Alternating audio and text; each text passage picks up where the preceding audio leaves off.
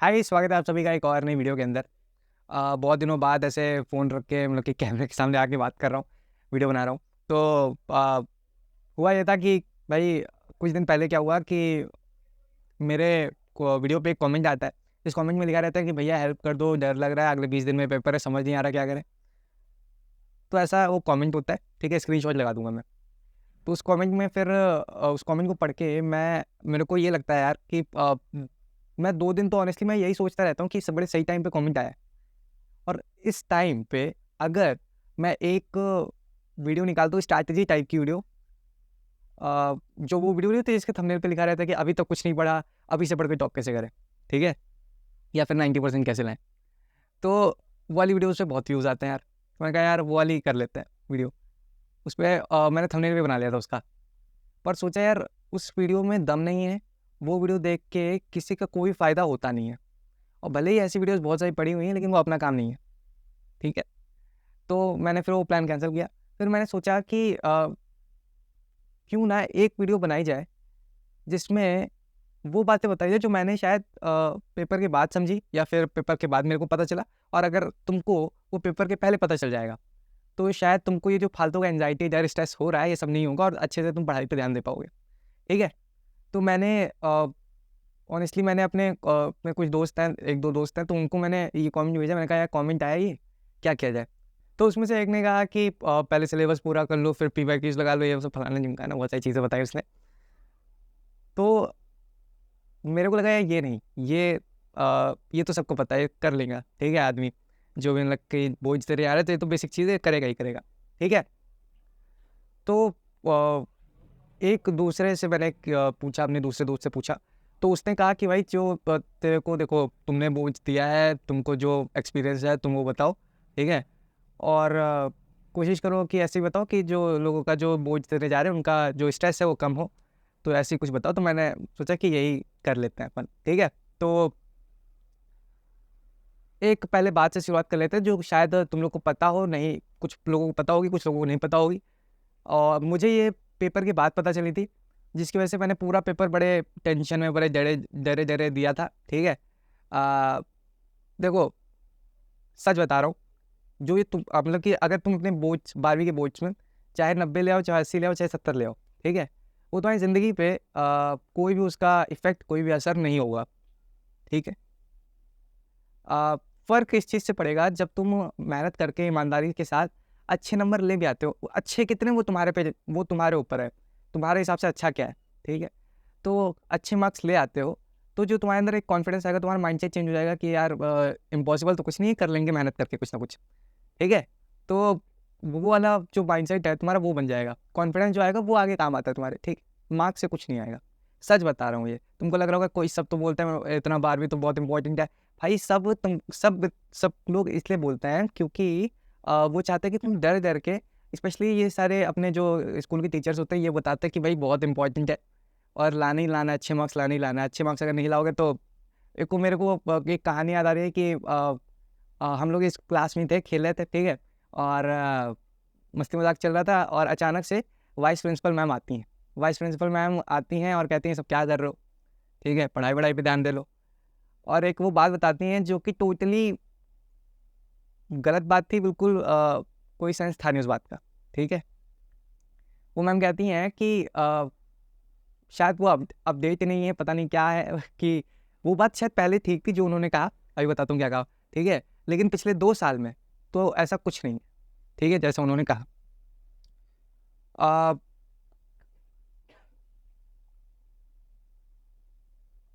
उन्होंने कहा कि मेहनत करके नंबर अच्छे ले आओ, ठीक है? वरना 98, 97, 95, ठीक है? इसके नीचे तो डीयू मतलब कि दिल्ली यूनिवर्सिटी किसी को पूछता ही नहीं है, लेता ही नहीं है किसी को, एडमिशन देता ही नहीं है। तो ये सब बात सुन के सब लोग डर गए एकदम, ठीक है? और सब अचानक से उनके जाने के बाद सब सही में पूछने लगे, हाँ भाई बताया सिलेबस क्या है? हालाँकि ये बिल्कुल गलत बात है। पिछले 2 साल पहले ऐसा होता था, लेकिन अब तो ऐसा नहीं होता है, सीयूईटी आने की वजह से। बहुत लोग को सीयूईटी भी नहीं पता होगा क्या है, मुझे भी नहीं पता था 12th तक, तो मुझे बाद में पता चला था, ठीक है? तो अभी आप सीयूईटी मत जानो, सीयूईटी मैं आपको बता दूँगा कि क्या है, कैसे है। एक एग्ज़ाम होता है, वो देना पड़ता है 12th के बाद, ठीक? कॉलेज में जाने के लिए। कॉमन यूनिवर्सिटी एंट्रेंस टेस्ट कहते हैं उसे, उस पे बाद में आएँगे। अभी बात करते हैं कि मैं बता रहा था कि हाँ, ये जो 12th में तुम्हारे जितने भी नंबर आएँगे, ठीक है? उससे तुम्हारी ज़िंदगी में कोई असर नहीं पड़ने वाला। कोई भी नहीं, मतलब कि कुछ भी नहीं होगा, फ़ायदा नहीं है कुछ। ये मैं इसलिए बता रहा हूँ क्योंकि मुझे ऐसा लगता है पर्सनली कि ये बात पेपर के पहले पता होनी चाहिए बच्चे को, ताकि वो फ्री होके पढ़ाई पे ध्यान दे सके। देखो, मेरे हिसाब से 2 तरह का डर होता है। एक डर तो हर एग्ज़ाम के पहले हर बच्चे को लगता है। कोई भी एग्ज़ाम हो, उसके पहले हर बच्चे को वो डर लगेगा ही लगेगा। अगर वो डर नहीं होगा ना, तो आधी से ज़्यादा जनता तो पढ़ना ही छोड़ देगी एग्ज़ाम के लिए। तो वो डर तो नॉर्मल है, हर बच्चे को होगा, क्लास का टॉपर हो तब भी होगा, क्लास का मतलब कि एवरेज बच्चा हो तब भी होगा, हर बच्चे को होगा वो। और वो डर सही भी है। एक दूसरा जो डर होता है वो इस वजह से होता है क्योंकि हम जो एग्ज़ाम देने जा रहे हैं उसको ही हम सब कुछ मान लेते हैं, उसको हम बड़ा एग्ज़ाम मान लेते हैं, बहुत बड़ा अपनी इमेजिनेशन में कि बहुत बड़ा एग्ज़ाम है ये, अगर इसमें कोई गड़बड़ हुई तो ज़िंदगी ख़राब। तो वो जो डर होता है, तो वो डर बेकार होता है, ठीक है? तो वो डर अगर आपको बोर्ड एग्ज़ाम से पहले भी है, तो वो हटा दो ताकि आप फ्री होके पढ़ सको। पर्सनली मैं ऐसा मानता हूँ कि अगर हम लोग डर के मारे पढ़ते हैं तो उसका कोई मतलब बनता नहीं है। ना कुछ सीखने को मिलता है, ना कुछ फलाने-ढिमकाने को, मतलब कि पता नहीं क्या है यार, वो बेकार चीज़ हो जाती है मतलब, अगर हम डर के पढ़ते हैं तो, ठीक है? तो कहने का मतलब ये है कि ईमानदारी से मेहनत करो, ठीक है? और जितने भी नंबर आ जाएँ तुम्हारे 70 आएँ, 80 या 90 आएँ, उसको एक्सेप्ट करो। मैंने कई लोग देखे हैं, मैंने 91 वाले को रोते हुए देखा कि 4% और आ जाते, 95 हो जाते तो मज़ा आ जाता। तो देखो, मार्क्स के पीछे मत भागो, मेहनत करो कि मार्क्स आपके आप पास आ जाएगा, वो दिक्कत वाली बात नहीं है, और जितना भी आ जाए उसमें खुश रहो, ठीक है? अब अ, जो ये भाई ने कमेंट किया था, शायद इसको सच में कुछ समझ नहीं आ रहा होगा कि अब कैसे शुरुआत करें, कैसे क्या करें।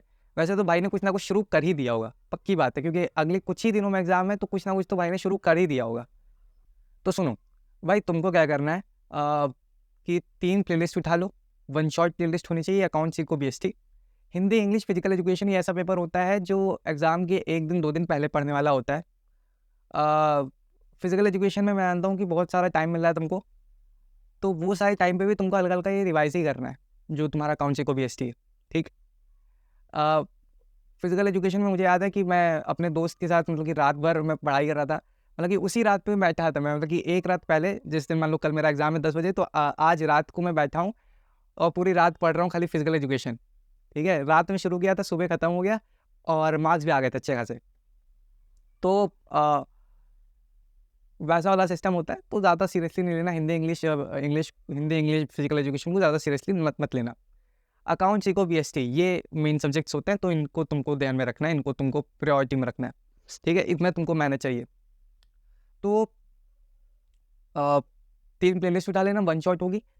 किसी की भी प्लेलिस्ट उठा सकते हो, मतलब कि मैंने किससे किया तो वो बता देता हूँ। मैंने अकाउंट्स, बीएसटी ये दोनों सब्जेक्ट्स किए थे मैंने सुनील पांड्या सर से, ठीक है? और मेरे ठीक-ठाक मार्क्स भी आ गए थे। इको मैंने किया था लव कौशिक सर से, और हाँ, ये था। अकाउंट्स बीएसटी मैंने किया था सुनील पांड्या सर से, और इको मैंने किया था लव कौशिक सर से। तुमको जिससे समझ में आ रहा है उससे कर सकते हो, ठीक है? ज़रूरी नहीं जो मैंने जिससे मुझे समझ में आया उसी से तुमको भी समझ में आए। तो जिससे भी तुमको समझ में आ रहा है, अच्छी बात ये है कि वैरायटी बहुत है, अगर तुमको ये टॉपिक इनसे नहीं समझ में आया तो इनसे समझ में आ जाएगा। तो किसी से भी तुमको समझ में आ सकते हैं, ठीक है? तो तुमको 3 प्लेलिस्ट उठा लेनी है, उस प्लेलिस्ट को खत्म करो। 2 तरीके हैं स्टार्ट करने के, एक 1, 2, 3, 4 असेंडिंग ऑर्डर में खत्म करो चैप्टर वाइज़। एक होता है जिसका वेटेज ज़्यादा है वो पहले कर लो, वेटेज कम वाले को बाद में कर लेना। तो ये 2 तरीके होते हैं, मैंने सेकंड वाला यूज़ किया था, और ऐसे हो जाएगा तुम्हारा सिलेबस जब पूरा हो जाए, तब देख लो कि पिछले साल जो, मतलब कि पिछले साल कौन सा क्वेश्चन पेपर क्या आया था, कैसा आया था, तो वो देख लो, ठीक है? और अगर तुमको पिछले साल का पेपर नहीं मिलता है तो मैं अपने टेलीग्राम पे दे दूँगा। टेलीग्राम का लिंक डिस्क्रिप्शन में है, उसको जॉइन करके रख लो। एक पिछले साल का जो मेरा पेपर आया था, जो मैंने पेपर दिया था ना, तो वो वाला पेपर मैं तुमको वहाँ पे भेज दूँगा, ठीक है? उसको एक बार देख लेना। लगाओ, नहीं लगाओ वो फ़र्क नहीं पड़ता, तुम बस देख लेना वो, ठीक है? अब इसके बाद तो शायद तुम्हारे पास टाइम खत्म हो जाएगा, इसके बाद तुम हिंदी, इंग्लिश आने लगेगा तुम्हारा, तो हिंदी, इंग्लिश पे ध्यान लेना। अगर तुम्हारे पास मैथ है, तो मैथ को भी तुमको इंक्लूड करके चलना पड़ेगा।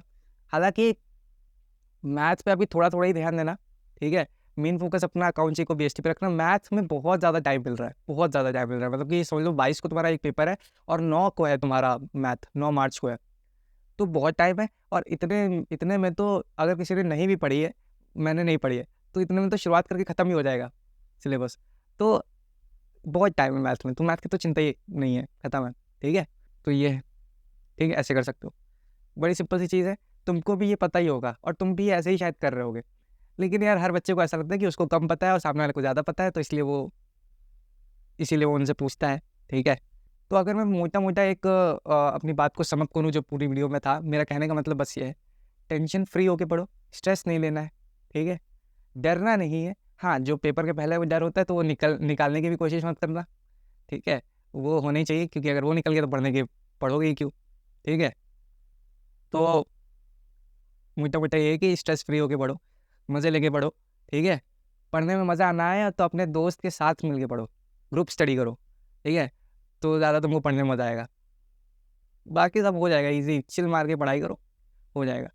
एक बार बोझ खत्म हो जाते हैं, उसके बाद आगे क्या करना है, मैं वो बताऊँगा। अभी तुम खाली बोझ पे फ़ोकस करो, ठीक है?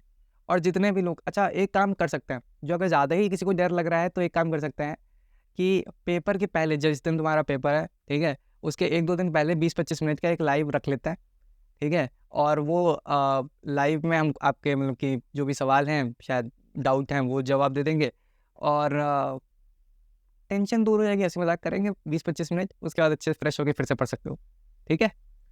तो बस ऑल द बेस्ट। अच्छा ही होगा तुम लोग का पेपर, बढ़िया जाएगा, कोई दिक्कत वाली बात नहीं है। और एट लास्ट जब तुम्हारा पेपर ख़त्म हो जाएगा और जब तुम्हारा रिज़ल्ट आएगा, तो तुम खुश ही रहोगे, इतना कुछ ज़्यादा दुखी होने वाली बात नहीं है। एक कहानी जो मैं तुमको सुनाना चाहता हूँ, जो रियल कहानी है, बिल्कुल मतलब कि ऐसे नहीं, झूठ-वूठ नहीं है, बिल्कुल रियल बात है, जिसको सुन के तुम और थोड़ा डर जो है तुम्हारा और कम होगा, ठीक है?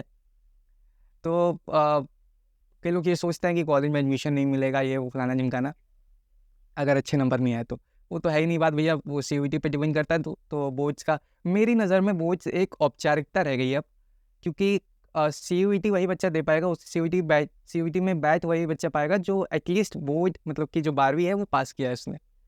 तो वो एक औपचारिकता, एक क्राइटेरिया की तरह मान के चलो, इसमें कि बस तुमको ज़्यादा ठीक-ठाक कर लेना है, ठीक है? अब ये नहीं कह रहा हूँ कि 90 का सपना छोड़ दो। देखो भैया, देखो जितना तुम ला पा रहे हो लाओ, मैं कह रहा हूँ कि स्ट्रेस फ्री होके पढ़ो बस, ठीक है? इसको गलत मतलब नहीं निकालना कि भैया वो क्या कहते हैं कि कुछ असर तो पड़ता नहीं है हमारी लाइफ में, सीयूईटी से देना है तो इसके लिए हम क्यों पढ़ें? तो भाई वो मत करना। वो अगर वो ऐसा आप सोच रहे हो तो गधेपन की निशानी है ये, वैसा मत करना, ठीक है? एक कहानी जो मैं अभी सुनाने वाला हूँ, कहानी हमारे बैच की है। एक हमारे बैच में हमारे जो स्कूल में जिसने टॉप किया था, नाम नहीं ले रहा उसका, उस एक लड़के ने टॉप किया था। तो वो उसके आए थे 96 पॉइंट करके कुछ आए थे, 96% कुछ आए थे, ठीक है? और एक हमारी क्लास में एक बंदा था जो हमारे मेन सब्जेक्ट्स में फ़ेल हो गया था। अकाउंट, इको, बीएसटी था, शायद 2 में फ़ेल हुआ था या फिर तीनों में फ़ेल हो गया था। हमारे मेन सब्जेक्ट में फ़ेल हो गया था, हिंदी, इंग्लिश और फिज़िकल एजुकेशन पे ही पास हुआ था। मेन सब्जेक्ट में सब में नहीं, शायद 2 में फ़ेल हुआ था, पर फ़ेल हो गया था, ठीक है? वो बंदा जो फ़ेल हो गया था और जिसने हमारे स्कूल में टॉप किया था, 96 पॉइंट कुछ परसेंट लाई थी, वो दोनों आज सेम कॉलेज में, ठीक है? तो ये जब भी कहानी मतलब कि जब भी मेरे को भी थोड़ा टेंशन, जब भी मेरे को भी टेंशन वेंशन होने लगती है, एंग्जाइटी होती है, तो मैं ये कहानी सोचता हूँ और थोड़ा-सा रिलैक्स फील करता हूँ कि नहीं यार, क्या डर डर किस बात का है? जब दोनों लोग एक ही कॉलेज में गए, कितना मतलब कि समझ रहे हो कितना मज़ा आता होगा कि आस-पास ऐसे ही दिख गए, "अरे भाई तू यहाँ पे तूने तूने सप्लीमेंट्री दे ली है?" तो वो सारी चीज़ें होती हैं, ठीक है? तो ये कहानी बस मैंने ऐसे ही सुनाई कि अगर आपको अभी भी कुछ चीज़ का डर लग रहा है या फिर टेंशन हो रही है, तो वो सब हटा के मस्त मज़े से पढ़ाई करो और बाकी कुछ होगा तो बताना कमेंट में, ठीक है? चलो, थैंक यू सो मच और बेस्ट ऑफ लक। अपने सारे एग्ज़ाम में बढ़िया से एग्ज़ाम दो, बढ़िया से पढ़ाई करो, अच्छे से प्रिपरेशन करो। और भाई जिसने कमेंट किया था, थैंक यू, आपने इतना ट्रस्ट करके कमेंट किया नीचे। आई होप वीडियो आपको पसंद आई होगी और वीडियो हेल्पफुल रही होगी, ठीक है?